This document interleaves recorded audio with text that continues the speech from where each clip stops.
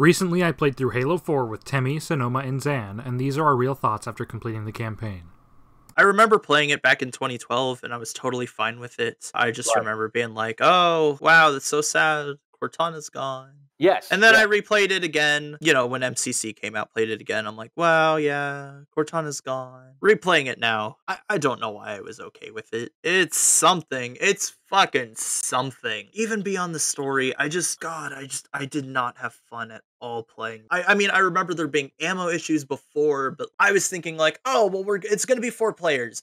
It'll be fine. There's nothing to worry about. We're gonna clear through this, no problem. It sucked. It was such a fucking slog. And it wasn't even that it was like just so difficult. It was No. just a slog. It was boring. The only thing that you could use that made sense were precision weapons. So there was no mix-up. There was no fun to it. It was literally just pick up a freaking sniper or a DMR and just do headshots on the knights until they explode and hide behind something while they're firing at you. It's boring. And to talk about the story of Halo 4, Halo has always been kind of a dumb action series, and I think that's what makes it so fun, is like, Halo 1 was kind of a dumb action series, Halo 2 took it to the next level, and it was like a really enjoyable dumb action movie, and then Halo 3 was like the ending to that, and then Halo 4 tries to be like this kind of serious drama, which it has never been, and they try to humanize the Master Chief, whose only characterization up until then is silent green dude who says cool one-liners, and that doesn't make any sense. Yeah, he is the player. That's the thing. You are it's like Link from Ocarina of Time, Breath of the Wild, Zelda, whatever. You put your own personality into the Master Chief. Your actions decide who you are in that game. In Halo 4,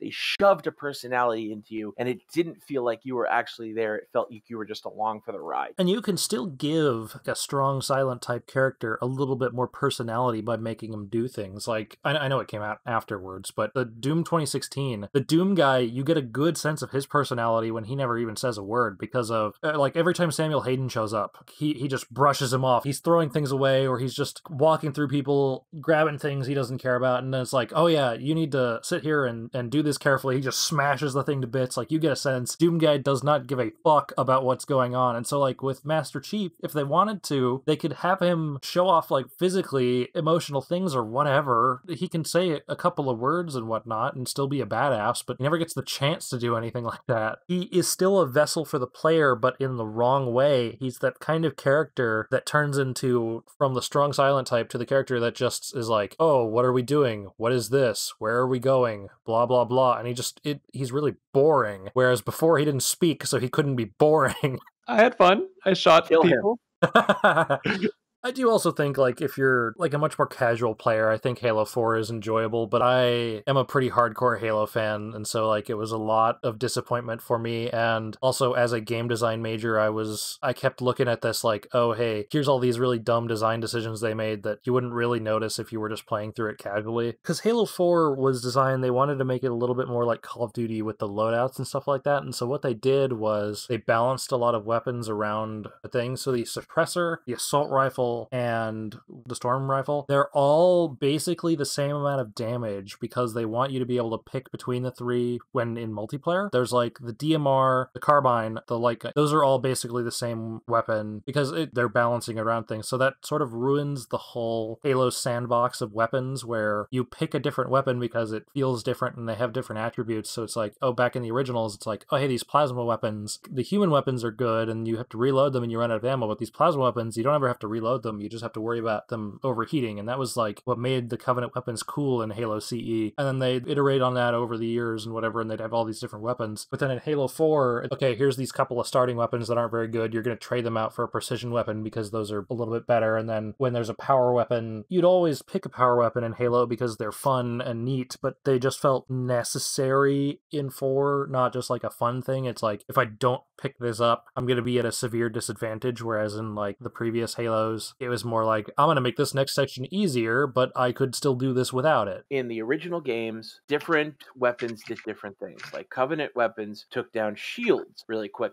but in 4, it feels like they all do the same amount of damage to shields and people and makes them all feel exactly the same and just boring.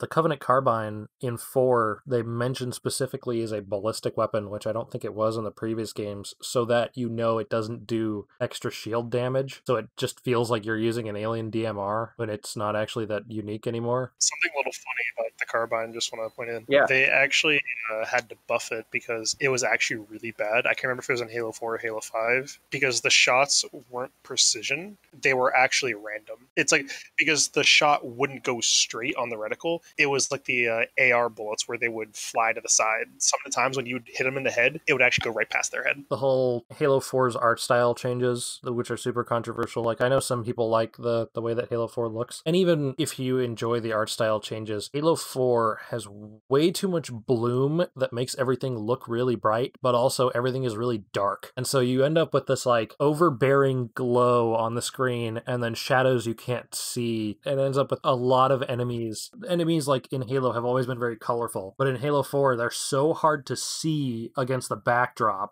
I feel like the art style works incredibly well in the first level. I feel like it was focused around being in space, having a star behind you, putting light down. In the first level, you could see everything so clearly. But then when you get down to the planet, all that bloom and extra shadow and everything that's thrown into your face just kind of melds everything into one disgusting mush that you can't differentiate between a grunt and a jackal, except for the fact that they have bright glowing shields, because it seems like it was designed around making cutscenes look really nice in that, so everyone would be super surprised by how it looks in the first level, so everyone's first impressions are really good. And then I feel like the art style just stops working after that. Also, I hate the Master Chief's freaking pauldrons.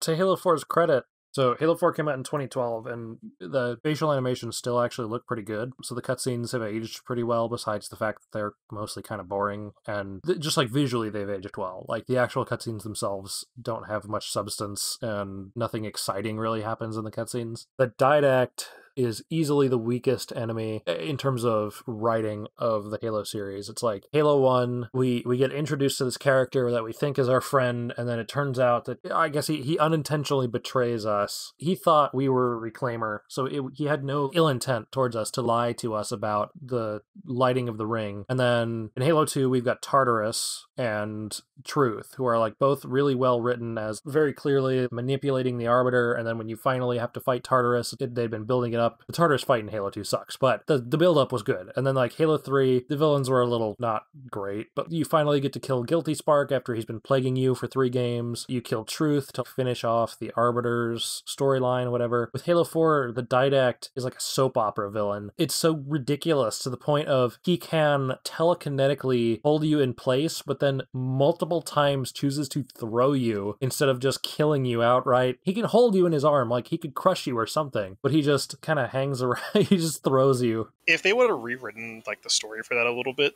they could have made it better by keeping him alive and this having him return in the next game. He technically was alive. He died in a comic.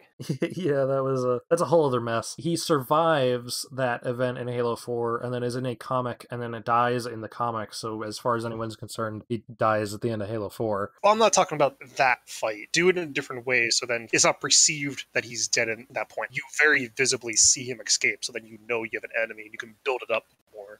Because you can't just introduce an enemy like that. I just don't feel like that would work, because in the beginning, he's so poorly well written. He had so many chances to kill you. He was like a supervillain from DC. Like, I'll get you, Superman. And he's like, I have you in my grasp. Now I'm going to tell you my whole evil plan. Well, your sidekick. While you're figuring out how to get out of my trap. Exactly. That is very clearly, easily getting out of the trap. All you gotta do is press that button right there. That's within your reach. I don't know why I designed it this way.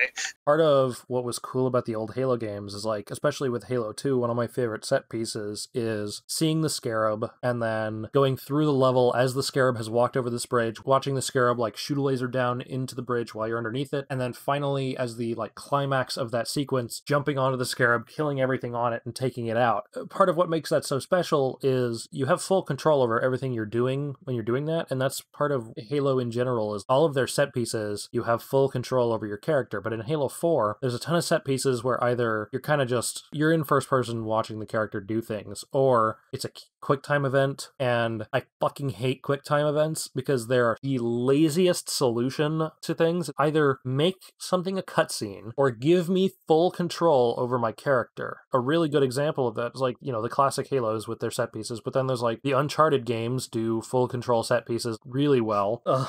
I'm guessing you're not a fan of the Call of Duty campaigns then. No, fuck those. Call of Duty is to blame for Halo 4's fucking QTEs because they wanted to make Halo like Call of Duty because Call of Duty was like the new popular thing. It's so fucking stupid. What if they did something with Captain Del Rio, villain-wise?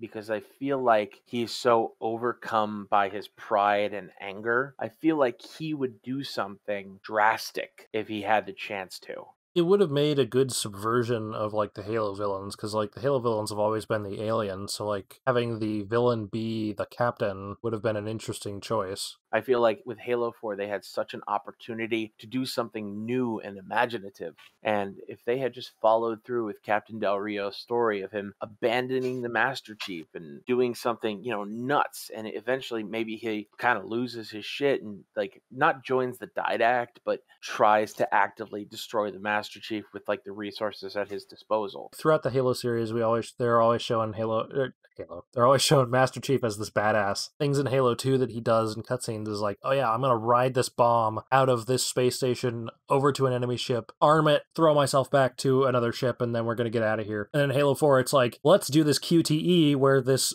guy who did that struggles to climb up an elevator shaft. It's like,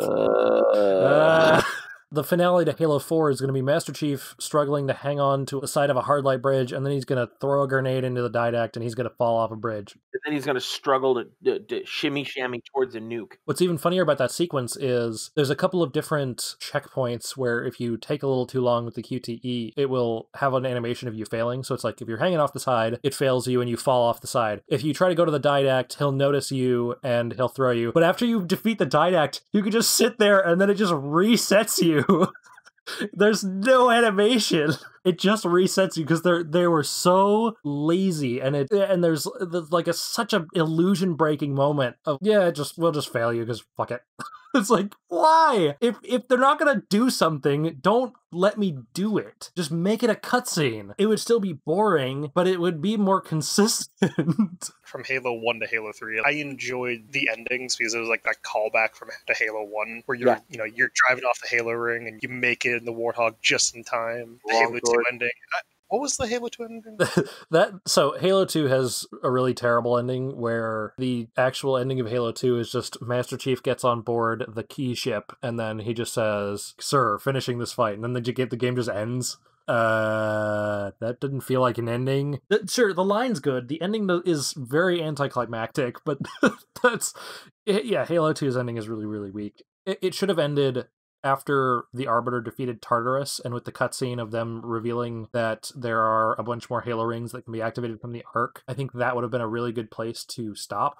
I personally really liked Halo 2's ending. It really set up 3 for me. Right, but think of it as they had been advertising Halo 2 as like the final Halo game. It's going to be Halo CE, and then Halo 2 is like the ending to this little duo of games. It's going to be big. It's going to be epic. It ends on a cliffhanger. Was there going to be another game? We don't even know if there's going to be another game because they've been talking about this being the final Halo game. As a fan at that time, retroactively, it sets up Halo 3 great because they started Halo 3 as like Halo 2 Part 2, but before then it's like, what? So with Halo CE, there's a little tease that there are more Halo rings, and the game has a solid ending, so like if that were the end of the series, if they never made another Halo game, that would have been a good enough ending, and it's like, oh, well, we'll never see those other Halo rings, but at least we got this self-contained story is done. But like for Halo 2, they have this big promise of like more to come, and like of course there were more Halo games, but if there never was another Halo game, you would just have this cliffhanger ending with all this things promised that isn't all wrapped up at the end. And if they had never gone on with the key ship stuff, and they had wrapped up the ending with Chief and Arbiter in Halo 2, you still have the tease that there is the arc that the Covenant are going to head to next. But as long as you were able to... Actually, now that I'm thinking about it, that wouldn't even make any sense because it's not defeated in Halo 2. But I don't know. They would have to have come up with a vastly different story. And I think they had to cut half the game out of Halo 2, and that's why the ending is the way it is. Because Halo 3 was originally going to be the ending of Halo 2. It was going to be a little different, but Halo 2 was supposed to be twice as long. They just could not do it on the original Xbox, and they did not have time.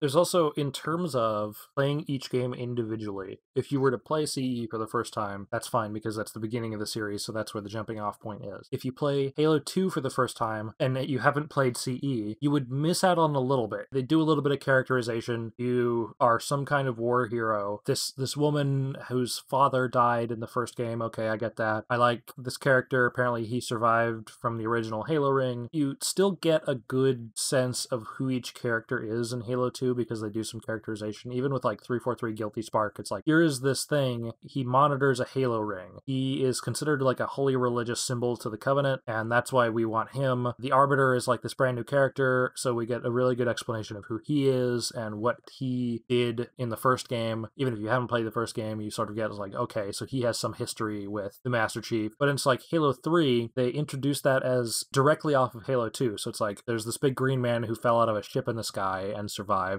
Who is he? Who is this alien? Why isn't he shooting that alien? Who are these characters? Why do they matter? They don't do a whole lot of characterization in that. It's like, okay, we're fighting this other alien called Truth. Why does he matter? And you're not really supposed to play Halos out of order, but that happens anyways. And then with Halo 4, it's like they do a little bit at the beginning of like, oh, Spartans were created to fight and whatever, and they were like kids that they kidnapped and full of drugs. So it's like you get a sense of like, okay, this is what a Spartan is, despite that never coming up in the game again. But then Master Chief wakes up out of cryosleep on this like half blown up ship. What is this? It's like, if you've never played the other Halos, where are we? Like, what's going on?